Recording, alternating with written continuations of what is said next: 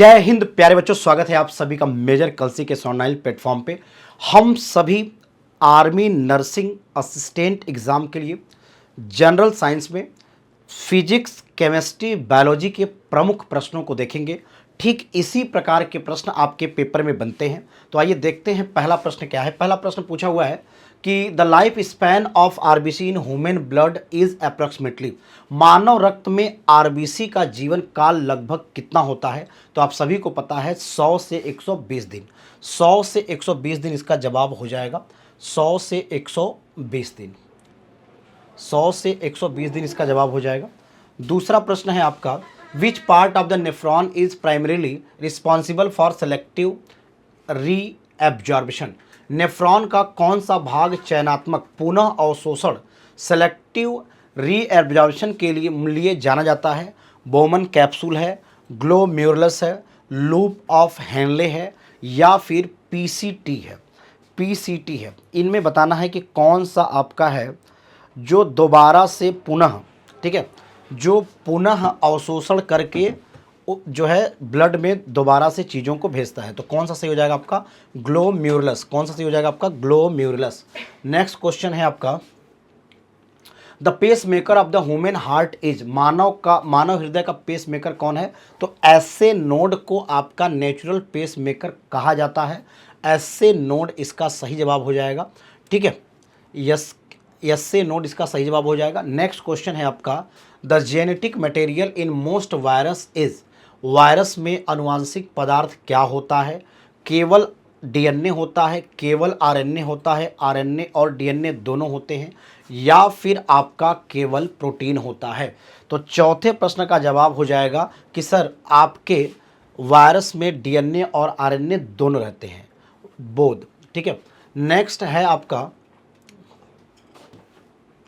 The genetic material in most virus is, अधिकांश विषाणुओं में आनुवांशिक पदार्थ क्या होता है? तो अधिकांश विषाणुओं में डीएनए और आरएनए दोनों होते हैं। क्वेश्चन हो चुका है। विच hormones regulate calcium level in blood, blood में कैल्शियम लेवल को कौन रेगुलेट करता है? ब्लड में कैल्शियम लेवल को कौन रेगुलेट करता है? तो आपको पता होना चाहिए, जो ये पैराथार्मोन्स होता है, पीटीएच हार्मोन्स, ये कैल्शियम के लेवल को बैलेंस करता है। शरीर में केवल एक ही तत्व है कैल्शियम जिसका अपना नियंत्रण प्रणाली होता है, और वो क्या है आपका? Parathormone, parathyroid gland. Next question है आपका, तंत्रिका तंत्र की क्रियात्मक इकाई क्या है? तंत्रिका तंत्र, नर्वस सिस्टम का जो क्रियात्मक इकाई हो वो आपका न्यूरॉन होता है, नर्व सेल होता है। और वहीं नेफ्रॉन जो होता है वो एक्सक्रेटरी सिस्टम, उत्सर्जन तंत्र की क्रियात्मक इकाई होती है। नेक्स्ट क्वेश्चन है, which part of the brain control involuntary action like breathing, श्वसन जैसी अनैच्छिक क्रियाओं को नियंत्रित करने वाला मस्तिष्क का कौन सा भाग है? तो उन क्रियाओं को जिस पे हमारा बस नहीं चलता और हमारे जीवन के लिए आवश्यक होता है, उन क्रियाओं को भी, और जो हमारे जीवन के लिए आवश्यक नहीं होता और हमारे कंट्रोल में नहीं होता, जैसे छींकना, खांसना, उबासी लेना, डकारना, कराटा, इन सभी पर, साथ ही साथ श्वसन, पाचन, इन सब पे हमारी जो है कंट्रोल नहीं होते। इस पर किसका कंट्रोल होता है? मेडुला ऑब्लागेंटा का। किसका होता है? मेडुला ऑब्लागेंटा का। ये बात याद रखिएगा। और शरीर के चलायमान क्रियाओं को कंट्रोल कौन करता है? सेरेबेलम करता है। स्मृति को कौन संचित करता है? कौन स्मृति को बनाए रखता है? जनरल इंटेलिजेंस कौन प्रोवाइड करता है? तो सेरेब्रम आ जाएगा। ये मस्तिष्क का सबसे बड़ा भाग होता है। थैलेमस जो होता है सूचनाओं का पोस्ट ऑफिस बॉक्स होता है। ठीक है, नेक्स्ट क्वेश्चन है आपका, during which phase of cell cycle does DNA replication occurs, कोशिका चक्र के किस चरण में डीएनए रेप्लिकेशन होता है, प्रतिकृति होती है? डीएनए का रेप्लिकेशन किस चरण में होता है? G1 फेज में, S फेज में, G2 फेज में, या फिर M फेज में? आपका क्वेश्चन नंबर 9 का आंसर क्या हो जाएगा? क्वेश्चन नंबर 9 में अगर आप देखें तो क्वेश्चन नंबर 9 में आपका सी हो जाएगा, G2 फेज में। ठीक है, G2 फेज में कोशिका आप अच्छे से पढ़ लीजिएगा, और ऐसे भी बताया गया था। Which vitamin is essential for synthesis of prothrombin, prothrombin के संश्लेषण के लिए कौन सा विटामिन आवश्यक है? तो आप सभी को पता है, अगर रक्त का थक्का बनाना है तो विटामिन के जरूरी है, प्रोटीन, प्रोथ्राम्बिन, फाइब्रिनोजन, ये सब जरूरी है। तत्व में क्या जरूरी है? कैल्शियम। नेक्स्ट क्वेश्चन है, the universal recipient blood group is, सार्वत्रिक ग्राही कौन होता है? तो सार्वत्रिक ग्राही की बात करें तो ए बी हो जाएगा, और सर्वदाता की बात करते तो ओ हो जाता। नेक्स्ट क्वेश्चन है आपका, नेक्स्ट क्वेश्चन है आपका the site of fertilization in human female is, मानव मादा में निषेचन का स्थान कहाँ है, फैलोपियन ट्यूब में। कहाँ है आपका, फैलोपियन ट्यूब में। नेक्स्ट क्वेश्चन है which enzymes convert starch into maltose in saliva, आपके सलाइवा में टाइलिन पाया जाता है जिसे सलाइवरी एमाइलेज कहते हैं, टाइलिन पाया जाता है जिसे सलाइवरी एमाइलेज कहते हैं, वही माल्टोज में बदलता है। ऑप्शन सी आपका सही हो जाएगा, एमाइलेज। नेक्स्ट क्वेश्चन है the normal pH of human blood is approximately, human blood का जो पीएच वैल्यू होता है वो 7.4 होता है, आपके पेपर में कई बार पूछा गया है। Which disease is caused by human immuno deficiency virus, HIV, इसकी वजह से कौन सा रोग होता है, एड्स, और इसका परीक्षण क्या होता है, एलिस परीक्षण। अब हम केमिस्ट्री के प्रश्नों को देख लेते हैं। पूछा है 0.01 MSCl बिलियन का पीएच वैल्यू कितना होगा। अगर हम इसे कैलकुलेट करेंगे तो यहाँ पर दे रखा है 0.01 m, इसका मतलब है कि इसका कॉन्सेंट्रेशन कितना होगा, तो इसका कॉन्सेंट्रेशन होगा 1 × 10⁻²। तो इस तरफ पीएच वैल्यू आपका हो जाता है -log H प्लस आयन, तो -log H प्लस आयन -2, आगे आएगा -+2, यहाँ बेस 10 और log 10 की वैल्यू कितनी हो जाएगी, 2। तो यहाँ पर आपका आंसर हो जाएगा क्या, 2। नेक्स्ट क्वेश्चन की तरफ बढ़ते हैं। क्वेश्चन अच्छे हैं, जिस तरह से आर्मी नर्सिंग में आते हैं वैसे ही प्रश्न हैं आपके। नेक्स्ट क्वेश्चन है निम्न में से कौन सा बफर विलयन है। बफर विलयन का मतलब है कि जिसमें समान आयन प्रभाव हो, समान आयन प्रभाव होने की वजह से इसकी विलयता पर प्रभाव पड़ता है। तो यहाँ पर अगर हम देखें कॉमन आयन इफेक्ट किस में आएगा, तो कॉमन आयन इफेक्ट जो आएगा क्वेश्चन नंबर 17 में वो बी में हो जाएगा। किस में हो जाएगा आपका, बी में, ठीक है, बी। नेक्स्ट क्वेश्चन है आपका H2SO4 में सल्फर का ऑक्सीकरण संख्या कितना है। सल्फर का ऑक्सीकरण संख्या पूछा है H2SO4 में, तो इसमें जो आपका निकालेंगे अगर आप, तो इसमें 2 ऑक्सीजन परऑक्साइड के रूप में रहते हैं। तो यहाँ पर हाइड्रोजन का 2 × 1 प्लस सल्फर का हम मान लेते हैं X, 2 परऑक्साइड के रूप में रहते हैं -2 प्लस 2 ऑक्साइड के रूप में रहते हैं -1, ठीक है। अगर आपका ऑक्साइड है, ठीक है, अगर आपके ऑक्साइड के रूप में है तो -2, परऑक्साइड के रूप में है तो -1, तो इस तरह से बराबर ये 0 हो जाएगा। यहाँ पर 2, यहाँ पर X, -4 -2, तो ये आपका हो जाएगा X = इधर आएगा प्लस में 6, ये माइनस में 2, तो यहाँ पर X की वैल्यू आ जाएगी +4, तो आंसर आएगा आपका +4। क्लियर। चलिए नेक्स्ट क्वेश्चन है आपका जिंक के पतले HCl से अभिक्रिया कौन सी गैस निकलती है। जब भी धातु अम्ल से क्रिया करते हैं तो हाइड्रोजन गैस निकलती है, हाइड्रोजन गैस निकलती है। अवोगाड्रो संख्या कितना होता है, अवोगाड्रो संख्या 6.022 × 10⁻23, ऑप्शन बी आपका करेक्ट हो जाएगा। नेक्स्ट क्वेश्चन है which of the following is an example of coordination compound, निम्न में कौन कोऑर्डिनेशन कंपाउंड है, तो जो कॉम्प्लेक्स संरचना फॉर्म करता है, ऑप्शन बी आपका क्या हो जाएगा, करेक्ट हो जाएगा। नेक्स्ट क्वेश्चन है the hybridisation of carbon in methane is, आपका कौन सा संकरण पाया जाएगा, तो यहाँ पर आपका हाइब्रिडाइजेशन कहाँ पाया जाएगा, कार्बन पे sp3। नेक्स्ट है आपका कौन सा नियम कहता है कि नियत ताप पर दाब आयतन के व्युत्क्रमानुपाती होती है। नियत ताप पर at constant temperature P is directly proportional to 1/v, Boyle's law. कौन सा लॉ है, बायल्स लॉ।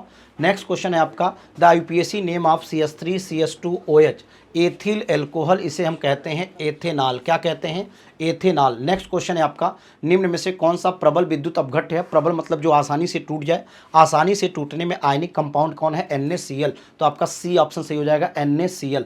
नेक्स्ट क्वेश्चन है the molar mass of calcium carbonate is, molar mass की बात कर रहा है, कैल्शियम का हो जाएगा 40, कार्बन का 12, कार्बन जो है 12, 16 × 48, 12 60 40 100, आपका आंसर हो जाएगा 100 ग्राम पर मोल।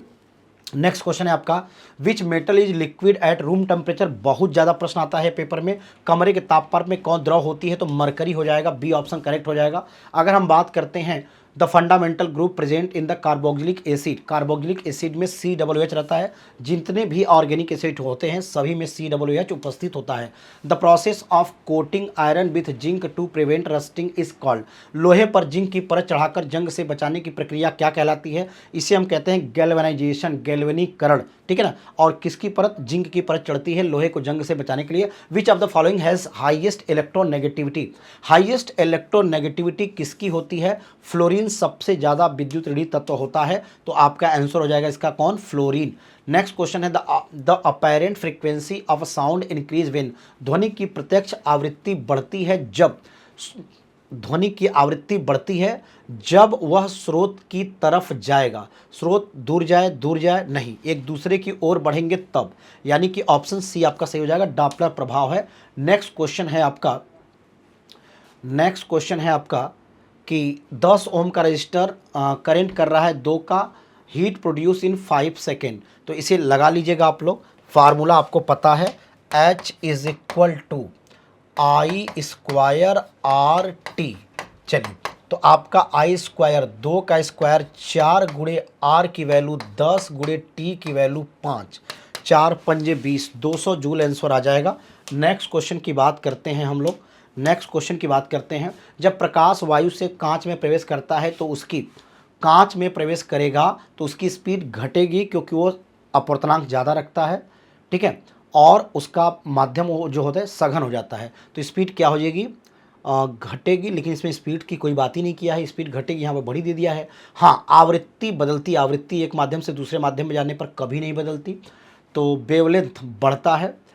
प्रकाश वायु से कांच में प्रवेश करता है तो उसकी अपवर्तनांक बढ़ा है, तो वेवलेंथ, आवृत्ति बदलती है, आवृत्ति जब प्रकाश वायु से कांच में प्रवेश करता है तो उसकी आवृत्ति कभी नहीं, हाँ गति घटती है, लिखा तो है, डी ऑप्शन सही हो जाएगा, गति घटती है।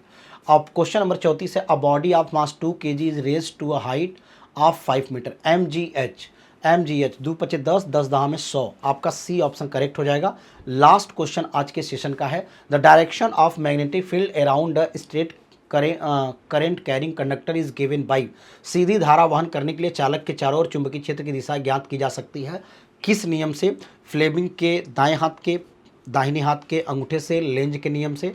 तो अगर हम डायरेक्शन ऑफ मैग्नेटिक फील्ड निकालें किसी स्ट्रेट कैरिंग कंडक्टर के लिए तो आपका सबसे सही होगा फ्लेमिंग के बाएं हाथ का नियम। कौन सा होगा? फ्लेमिंग के बाएं हाथ का नियम, सीधी धारा वहन करने के लिए चालक के चारों ओर चुंबकीय क्षेत्र की दिशा, ठीक है, तो आपका हो जाएगा फ्लेमिंग के बाएं हाथ का नियम। एक मिनट, फ्लेमिंग के बाएं हाथ का नियम बल के लिए, ये आपके प्रेरण बल के लिए, दाहिने हाथ के अंगूठे का नियम, यानी कि सी एकदम सही हो जाएगा, दाहिने हाथ के अंगूठे का नियम, ये हो जाएगा आपका चुंबकीय क्षेत्र, और ये हो जाएगा चुंबकीय क्षेत्र, और ये हो जाएगा धारा की दिशा, तो आपका ऑप्शन कौन सा सही होगा? सी, ठीक है, थैंक यू। जय हिंद माय डियर स्टूडेंट, बेटा आप सभी लोगों का मेजर कलसी क्लासेस में बहुत बहुत स्वागत है। और आइए आज हम लोग आपके एग्जाम नर्सिंग असिस्टेंट के एग्जाम में हूबहू जो विगत वर्षों में पूछे गए हैं उसी को यहाँ मॉडल पेपर के रूप में देखेंगे, और इसमें ढेर सारे ऐसे प्रश्न हैं जो कि आपके एग्जाम में आने जा रहे हैं, तो इसलिए आप इन प्रश्नों को बहुत गौर से देखिएगा। जैसे क्वेश्चन नंबर फर्स्ट, भारतीय राष्ट्रीय कांग्रेस के संस्थापक कौन थे? Who was the founder of Indian national Congress? Womesh Chandra Banerjee, Surendra Nath Banerjee, lord Dufferin, A.O. Hume. तो INC was founded by A.O. Hume, इसकी स्थापना A.O. ह्यूम ने किया था, और इसका पूरा नाम भी आपसे पूछा जाता है, याद किए रहिएगा, Allan Octavian Hume, Allan Octavian Hume. ये कांग्रेस के प्रथम सेक्रेटरी सचिव भी हुआ करते हैं। अगर व्योमेश चंद्र बनर्जी की बात करें तो ये INC के फर्स्ट प्रेसिडेंट थे, पहले अध्यक्ष थे, और INC का गठन लॉर्ड डफरिन के समय में हुआ था। तो इसी प्रकार ज़बरदस्त नॉलेज के लिए आप हमारी हाइब्रिड क्लास का हिस्सा बने। आइए अगला प्रश्न देखते हैं। कम टू द नेक्स्ट, भारतीय राष्ट्रीय कांग्रेस का पहला अधिवेशन कहाँ हुआ? The first session of Indian national Congress was held in Bombay, बिल्कुल सही, बम्बई में ही हुआ। और बॉम्बे में कब हुआ? 28 दिसंबर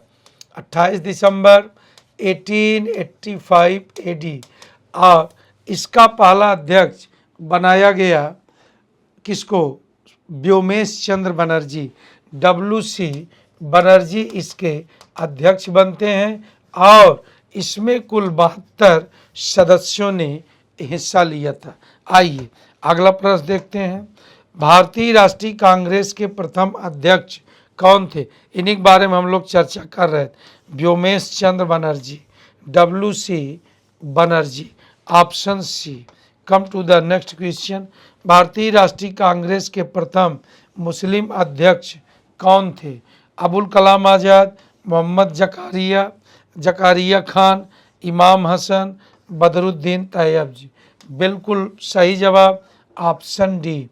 और यह अधिवेशन आयोजित हुआ 1887 ईस्वी में चेन्नई में।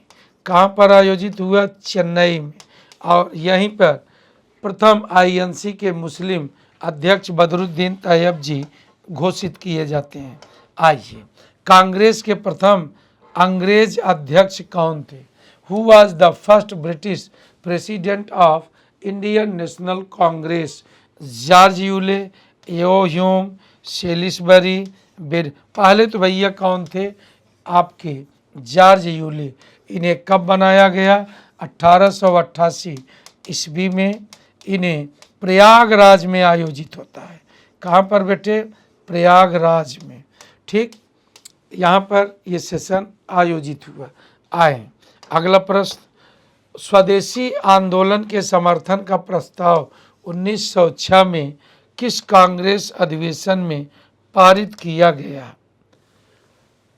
रिसोल्यूशन सपोर्टिंग स्वदेशी मूवमेंट आंदोलन was passed in which session of Indian National Congress in 1906 AD? Banaras, Kolkata, Madras, Surat. Kolkata में भैया। और इसका अध्यक्ष उस समय कौन थे? दादा भाई नौरोजी। कौन बने भैया? दादा भाई नौरोजी। यहीं पर इन्होंने पहली बार स्वराज शब्द का प्रयोग किया था। 1907 ईस्वी में भारतीय राष्ट्रीय कांग्रेस का प्रथम विभाजन कहाँ पर हुआ? बेलगाम, सूरत में हुआ। सूरत में 1907 ईस्वी में अधिवेशन होता है और इसका अध्यक्ष रास बिहारी घोष को बनाया जाता है। किसको? रास बिहारी घोष को। और रास बिहारी घोष यहाँ पर अध्यक्ष पद को लेकर के मार होती है, लत्तम जुत्तम होता है तथा यहाँ कांग्रेस दो दलों में बंट जाती है, एक नरम दल, दूसरा गरम दल। गरम दल के मशहूर नेता लाल बाल पाल थे, तो इसको हम लोग आगे चर्चा करेंगे। आइए अगला प्रश्न देखते हैं। महात्मा गांधी ने भारतीय राष्ट्रीय कांग्रेस के किस एकमात्र अधिवेशन की अध्यक्षता की? टोटल प्रश्न आपके एक सब्जेक्ट से लाए। अगला मॉडल पेपर में अगला टोटल सब्जेक्ट से आया हुआ। The only session of Indian national Congress which was presided over by Mahatma Gandhi was Banaras no, Tripuri no, Ahmedabad no, Belgaum. Belgaum में 1924 में जो कांग्रेस की बैठक हुई वहाँ एकमात्र बार यमके गांधी जी को कांग्रेस का अध्यक्ष चुना गया, निर्वाचित किया गया। आइए अगला प्रश्न। राष्ट्रीय गीत वंदे मातरम को किस कांग्रेस अधिवेशन में पहली बार गाया गया? The national song Vande Mataram was sung for the first time in which session of Indian national Congress? 12वें सेशन। कलकत्ता 1896, कलकत्ता 1890, पूना 1895। नो, तो इसका सही जवाब 12वां कांग्रेस का अधिवेशन कहाँ पर? 1896 में। यह कोलकाता में हुआ। इसका अध्यक्ष रहीमतुल्ला सयानी को बनाया गया तथा यहाँ बंकिम चंद्र चटर्जी के द्वारा लिखे गए आनंद मठ बुक के कुछ भाग जिसको आप वंदे मातरम कहते हैं, ग्रहण किया गया और इसे स्वतंत्र भारत में राष्ट्रगीत के रूप में स्वीकार किया गया, जिसके गायन का समय 65 सेकंड रखा गया। तो इसका करेक्ट ऑप्शन ऑप्शन ए आए। अगला प्रश्न, 1916 में कांग्रेस और मुस्लिम लीग समझौते को जाना जाता है पूना पैक्ट के रूप में, दिल्ली पैक्ट के रूप में, लखनऊ पैक्ट, नेहरू जिन्ना पैक्ट। तो इसका सही जवाब 1916 में जो समझौता हुआ उसे आप लखनऊ पैक्ट कहते हैं। और इस पैक्ट को कराने में सबसे बड़ा रोल बीजी तिलक, बाल गंगाधर तिलक एवं श्रीमती एनी बेसेंट का था। यहीं पर बीजी तिलक और जिन्ना के सहयोग से कांग्रेस और मुस्लिम लीग में भी समझौता हुआ। इन्हीं दोनों घटनाओं को आप यहाँ कहते हैं कि लखनऊ पैक्ट। तो नरम दल गरम दल कांग्रेस के एक हुए एनी बेसेंट बीजी तिलक के सहयोग से, और INC एवं मुस्लिम लीग एक हुए बीजी तिलक और जिन्ना के सहयोग से। तो ये रहा है आपका बहुत ही बेहतरीन क्वेश्चन। और इसी प्रकार आप ज़बरदस्त प्रश्नों को जानने के लिए और इनकी विस्तृत व्याख्या एकदम डिटेल के साथ जानने के लिए आप हमारी ऑफलाइन या ऑनलाइन या जिसको हम लोग हाइब्रिड कहते हैं, आप क्लास का हिस्सा बने और एक एक चीज़ों को बहुत बारीकी से जानिए, अपना एग्ज़ाम टॉप करिए। तो आज बेटा यहीं पर हम लोग रुकेंगे, हम लोग फिर मिलेंगे, तब तक आप फिट रहें, मस्त रहें। जय हिंद। जय हिंद प्यारे भाइयों, मैं हूं आर विशाल और मैं अपने आर्मी नर्सिंग के दोस्तों को मैथ्स का आपको, क्योंकि आपको पता है 5 ही सवाल आपके एग्जाम में आने, लेकिन 1-2 सवाल यहाँ पे थोड़ा टफ होते हैं। तो देख लेते हैं क्या क्या आया आज के मॉडल पेपर में। 840 रुपये में 17 गेंद, 17 गेंदों का जो विक्रय मूल्य है, उसमें से अगर मैं 17 गेंदों का क्रय मूल्य घटा लूँ तो मुझे 5 गेंदों के क्रय मूल्य के बराबर हानि हो गई है। इसका मतलब ये हो गया कि लॉस अगर ये कर रहा है तो मैं क्या कर दूं भैया, 17 गेंदों के क्रय मूल्य से 17 गेंदों का विक्रय मूल्य घटाऊं तो ये 5 गेंदों का क्रय मूल्य हो जाएगा। ऐसा बोला ना कि 17 गेंद जब मैं 720 में बेच रहा हूं तो मुझे 5 गेंदों के क्रय मूल्य के बराबर हानि हो रही है। तो 17 गेंदों के क्रय मूल्य से 17 गेंदों के विक्रय मूल्य को माइनस करूंगा तो 5 गेंदों का क्रय मूल्य आएगा। ये 5 इधर ले लो तो 12 गेंदों का क्रय मूल्य बराबर 17 गेंदों का विक्रय मूल्य, और ये सवाल में दे रखा है। तो 12 CP बराबर 840 है, 12 सत्ते 84, 1 CP बराबर 70 है। कहने का मतलब एक गेंद का क्रय मूल्य 70 रुपया है। बढ़िया सवाल था।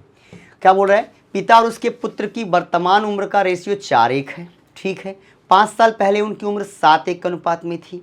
पुत्र की वर्तमान उम्र क्या है, पुत्र की वर्तमान उम्र क्या है?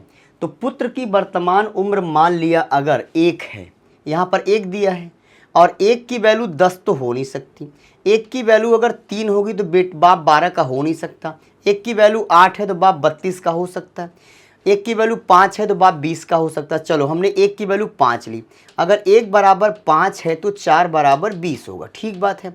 अब कह रहा है कि 5 साल पहले ये 0 का हो जाएगा, तो 5 साल से छोटा बच्चा तो हो ही नहीं सकता। तो अगर ये 10 करें भाई, इसको कर ले हम सीधे सीधे 1 बराबर 8 तो 4 बराबर कितना हो गया 32। अब 5 साल पहले ये 3 साल का रहा होगा, ये कितने का रहा होगा 29 साल का, और रेशियो ये आ नहीं रहा है। अगर बेटा 10 साल का है तो बाप 40 का होगा, बाप 40 का होगा। ठीक यही बात, करेक्ट आपका 10 हो जाएगा। बेटा आज 10 साल का है, अगर बेटा आज 10 साल का है तो बाप 40 का है। 5 साल पहले बेटा 5 का रहा होगा, बाप 35 का रहा होगा, रेशियो 7:1 का आ जाएगा, मतलब 1:7 का आ जाएगा। सैम ने 480 रुपये प्रति दर्जन की दर से 20 दर्जन खिलौने खरीदे, उनमें से 42 प्रत्येक को 42 रुपये के हिसाब से बेच दिया। अच्छा भाई, 480 रुपया दर्जन के हिसाब से 480 रुपये में 12 खरीदा, तो 12 चौक 48, मतलब एक को 40 में खरीदा और 42 में बेचा। कितने में? 40 में खरीदा, 42 में बेचा, 2 का फायदा लिया 40 पर आउट ऑफ 100, तो 5% का प्रॉफिट हो जाए। कितने परसेंट का? 5% का प्रॉफिट। देखो भैया y बराबर e की पावर x दिया हुआ, क्या दिया, e की पावर x साइन x का d/dx, ये आपसे पूछा है। तो जब भी कभी ऐसे आपसे पूछा कि y बराबर e की पावर x है साइन x, और आपसे पूछ रहे बताओ dy/dx की बात किया तो e की पावर x ले लेंगे, साइन x आ जाएगा और प्लस लगा के इसको डिफ्रेंशिएट करेंगे तो क्या हो जाएगा आपका कॉस x। मतलब करेक्ट आंसर e की पावर x हो जाएगा sine x plus cos x। ये आपके डी वाले ऑप्शन में है, यही इस सवाल का करेक्ट जवाब है। नेक्स्ट आपका क्वेश्चन देखिए, एक आदमी कल्याण से मुंबई 10 की स्पीड से जाता है और कल्याण 15 की रफ्तार से वापस आता है। मतलब 10 की स्पीड से गया है और 15 की स्पीड से वापस आया है। तो इसमें औसत चाल जो होती है, क्या होती है, जो औसत चाल होती है वो होती है मेरे भाई 2uv upon u plus we. मतलब 2 गुणे 10 गुणे 15 बटे 15 10 कितना हो जाएगा 25, 5 15 10 25, 5 पचे 25, 5 त्याई 15, 5 दूनी 10, 2 दूनी 4 त्याई 12 किलोमीटर प्रति घंटा की स्पीड हो जाएगी। ये है आपका लास्ट 5वां सवाल। आर्मी नर्सिंग में डिफरेंशिएशन का एक क्वेश्चन पिछली बार भी आया था। तो लगातार हमारे मॉडल पेपर जुड़े रहें जहां पे आपको हूबहू 100% वो सवाल मिलेंगे जो आपके एग्जाम में आएंगे। जय हिंद प्यारे भाइयों।